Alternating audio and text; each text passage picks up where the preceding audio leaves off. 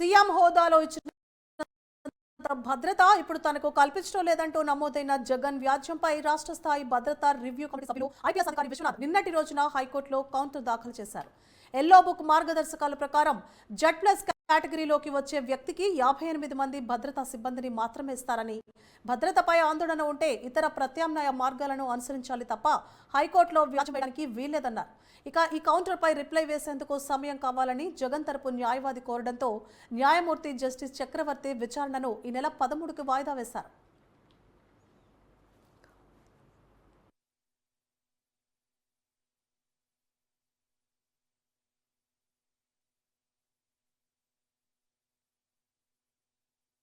CM Jagan కు ముప్పు ఉన్నట్లు ఆధారాలతో అధికారులకు ఎలాంటి వినతి ఇవ్వలేదని, వ్యాజ్యం దాఖలకు ఇతర కారణాలున్నట్లు కనిపిస్తున్నాయని కౌంటర్ దాఖల్లో తెలిపారు.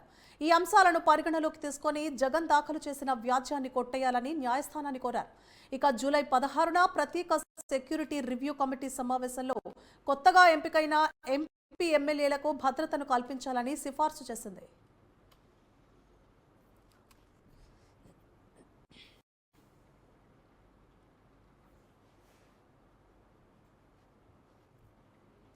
జగన్ విషయంలో మాత్రం జెడ్+ కేటగిరీని కొనసాగించాలని భద్రతా కమిటీ నిర్ణయించింది. బుల్లెట్ రెసిస్టెంట్ సెక్యూరిటీ అలాగే కొనసాగుతోంది. 3 షిఫ్టుల్లో 2 పర్సనల్ సెక్యూరిటీ అధికారులు ప్రస్తుతం మాజీ సీఎం భద్రతా పర్యవేక్షణను చూస్తున్నారు. వీఐపీల భద్రతను కేవలం సిబ్బంది సంఖ్యను బట్టి చూడకూడదు.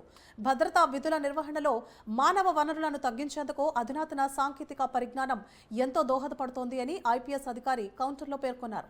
2014లో కిరణ్ కుమార్ రెడ్డి తన సీఎం పదవి నుంచి దిగిపోవడంతో అప్పటి నుంచి ఆయనకు వై కేటగిరీ సెక్యూరిటీ మాత్రమే పొందుతున్నారని కౌంటర్లో వివరించారు.